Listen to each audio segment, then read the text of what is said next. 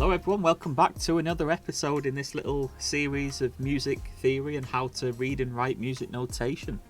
If you're new here, click that like button and hit that subscribe button. And yeah, let's just get straight into this one. This one is about chords, and this is going to be how to build chords and how to write chords, how to read chords. And we're just going to focus on the basic chords, which are 3 notes. There are some other types of chords like chord extensions and things. Maybe we'll touch on that in a later episode, but for this one we're just going to use the basic chords. So let's get to it. Right, something that I needed to clear up on one of the previous videos and I completely forgot. But when you're writing notes like this, you can see that, see the note head flips upside down when I get to this point. So basically what you want to do is, see the middle line here? Anything below the middle line, you have the note stem facing upwards. Like this. So these all face upwards. Anything above that middle line, you draw the note stem facing downwards. And then if you're on the middle line, you can either draw it up or down. It really depends on like the other notes in the bar. If everything's like on this side of it, then you would draw it upside down. Whereas if everything's on this side, you'd mainly try and draw it everything facing upwards, but it doesn't really matter. I think MuseScore defaults to it facing down on every B. It doesn't really matter on the B note, you can write it up or down. Right, and with that in mind, we're going to talk about chords. So a chord is basically another word for playing multiple notes at the same time. And every chord has a root note, a third note, and a fifth note. So say we want the chord of C major. What we would do, we would draw the C. So that's the C note. That is also going to be called the root note. The root note is basically the name of the chord. If you want the chord of E major, the root note will be E. If you want the chord of G major, the root note is going to be G. So to draw a third above this, because every chord is root, third, fifth. If you think about this note as 1, and then the next note up is 2, and the next note up is 3, so that's the third. And then the next note up from that is the 4th, and the next note is the 5th, so root, third, 5th, and that is the C major chord. So we've got the C major chord, root, third, 5th. I'm going to just play that to you so you know what that sounds like. And then we've got going up the scale, so C, D. In fact, I'm going to just draw the whole scale up for now. E, F, G, A, B, and then back to C. So that is the C major scale, the root notes of the C major scale. And let's build another third on this. So we've got the root note, and we've got the third note, and we've got the 5th note. And then here we've got the root note, the third note, the 5th note. And you can see a pattern here. It's just literally just stacking these notes on top of each other.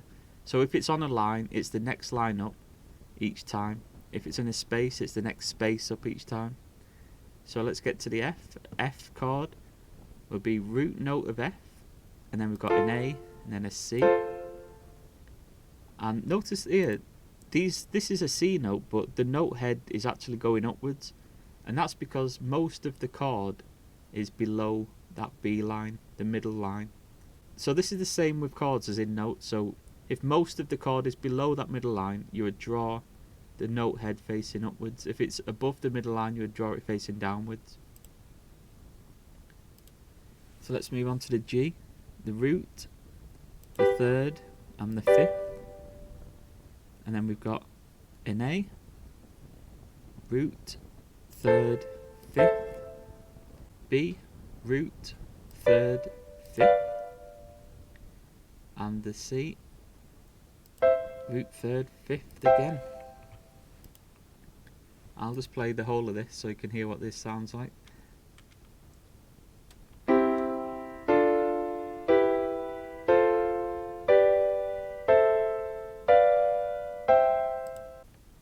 Right, so we need to talk about the different characteristics of chords. So you have a major chord. So I'm going to show you what major chord sounds like. The C major chord. So this is major. And you also have minor chords. So I'll draw C minor chord. So major, minor. And can you hear that difference in the characteristic of the chord? Like this one sounds a bit more darker than the other one. When you're writing music, you use all of this type of stuff to create a sort of picture. It's sort of like painting with chords. So if you wanted like a big boss battle or something, you'd use a bit of minor chords, get that dark feeling. If you wanted something nice and light and happy, you'd use probably major chords like this. So if we go back to our little scale, every single chord of the C major scale. So in the C major scale you have C major chord, D minor chord, E minor chord, F major chord, G major chord, A minor chord, and then this chord, the 7th chord of any major scale, is always a bit strange. It's called a diminished chord. So let's just recap what we've just done. We've took a C major scale, we've just gone C, D, E, F, G, A, B, and then back to C. And then we've built on top of these notes using root, 3rd, 5th. And we're just basically just using the spaces and lines. So if you're on a line like this one, the 3rd is the next line up. So let's do that to all of these. If you're in a space, it's the next space up. So this is the 3rd of all of these notes. And to put the 5th in, you just do a 3rd again.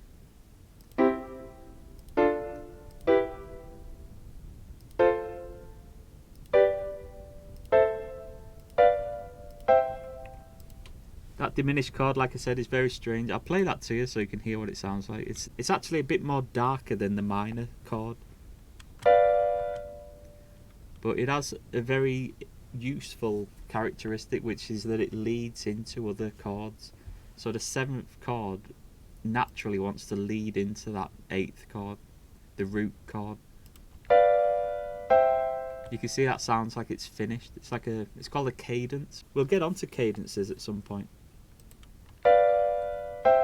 But that just sounds finished. It sounds like the end of the scale, or the end of a piece of music.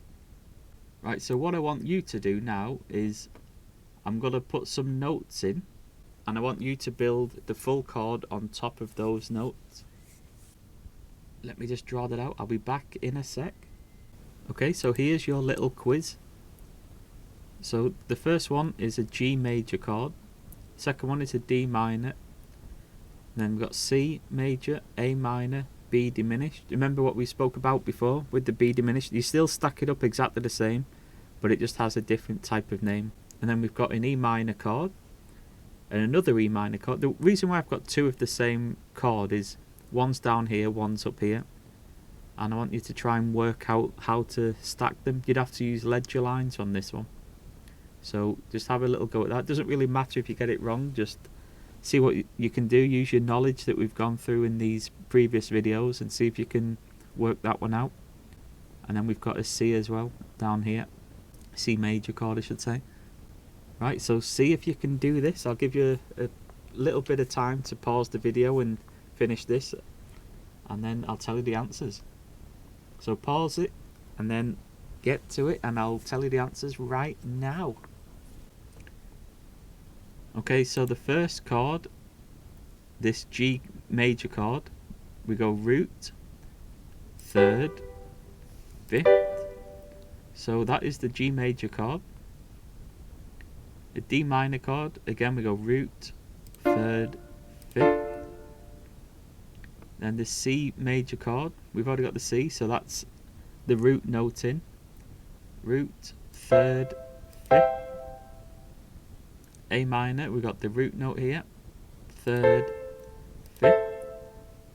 Then the B diminished chord, we've got the root on the B. Then we've got the 3rd being a D, and then we've got the 5th being an F, so that's the root, 3rd, 5th. And again, it's stacked exactly the same as all of the other types of chords, but it's just got a fancy name. And then we've got the E minor chord, root, 3rd, 5th. E minor chord again, this is the one that's a little bit different because you'd have to use a ledger line on this. So we've got the root here, and we've got the 3rd, and then we've got the 5th. So if you manage to draw in the ledger line and draw that little B up there, then that's extra bonus points. We're not really counting the points, but if you've done it, that's some bonus points. And then the last C chord, we've got the C, E, G, root, 3rd, 5th. So if you've done all of that and you've got it all right, then that's pretty good going. I'm going to do this now on the bass clef. So I know everybody hates bass clef, including myself, and I play bass. So that's something to know. Everybody hates the bass clef, but we're going to do the same exercise with the going through the scale on the bass clef. So here we go. Starting on the C, we've got C, D, E, F, G, A, B, and then back to C. Right, so let's build the chords up from this, and again it's exactly the same as what we've done in the treble clef, but we're just in the bass clef. So root, 3rd, 5th, and that's the C major chord. And again, root, 3rd, 5th, root, 3rd, 5th, root, 3rd, 5th, drawing the little ledger line in, root, 3rd, 5th, root, 3rd, 5th, root, 3rd, 5th. And you can see we're using a lot of ledger lines here, so we're still going to go up, root, 3rd, 5th. So that's C major, D minor, E minor, F major, G major, A minor, B diminished, and C major again. Right, that is all I was going to talk about in this episode, but I want to try and briefly talk about something else. So every single one of these chords so far has been stacked like this, you know, on top of each other like this, with the root note being the most important note because that tells us the name of the chord. So like this one's an A minor chord, so the A is always at the bottom. F major, F is always at the bottom. G major, G is always at the bottom. And there's actually a different way that you could do this. And this is quite advanced, so if you don't want to get into more advanced stuff, then I would suggest ending this video right now.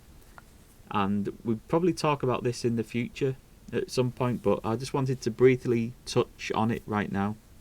So these are called inversions. So an inversion is when the root of the chord is not at the bottom of the chord.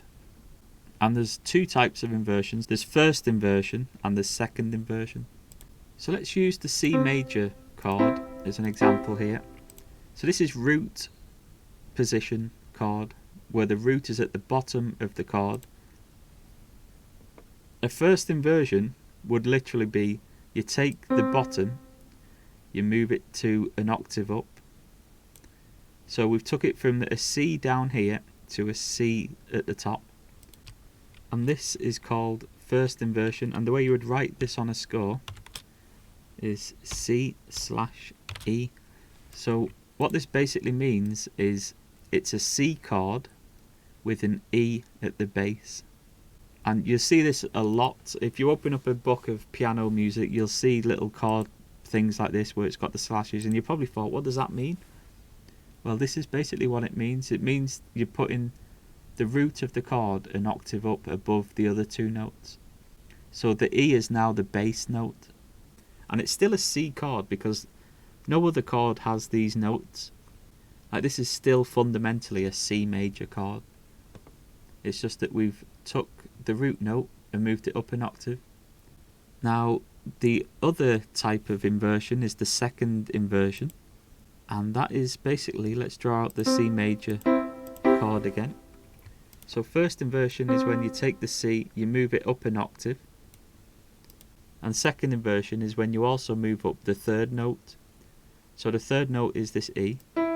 Let's move that an octave up. So now we've got the G as the bass note. This is still a C major chord, but this is now in second inversion because the fifth note is now the bass note. And the way that you would call this is C/G, basically meaning C major chord with a G in the bass. And you're probably thinking, like, what's the purpose of this? Like, why would I ever write a C major chord like this? Well, it's actually got a really useful function. Okay, so let's look at this little bit of music that I've just written out. We've got an A minor chord, we've got a G chord, and then we've got a C chord. That sounds like this. Right, this sounds okay. You've got an A minor, you've got a G chord, you've got a C. Sounds fairly okay, but you want to try and make music as easy as possible to play. And if you think about the players, if each one of these notes was a different instrument, like we've got one playing an A, you can see we've got this leap of notes here, this G to a C. So if I just make this G chord a first inversion, so that this now becomes G/B, G major with B in the bass. The bass note is actually playing, and that is creating some sort of fluidity in the music. The music's just flowing in one direction upwards rather than going down and then up. It's just flowing in that direction. And that is really useful when you're writing like harmony parts for choir, because it's easier to sing. Instead of jumping around from going down then up and then down then up, it's just flowing in one direction. It's easy to sing. It's easy to read as well. You've just got these few notes between them. And that sounds like this. So that's why you would use inverted chords. But like I said, that's a little bit advanced, so I wouldn't worry too much about this yet. Just concentrate on the root chords, like these two. And then we'll get onto this in the future. Right, so if this has helped in any way, then hit that like button and subscribe, and let me know if you have any comments or questions. Leave them in the comments section below. And thanks for watching. See you next time.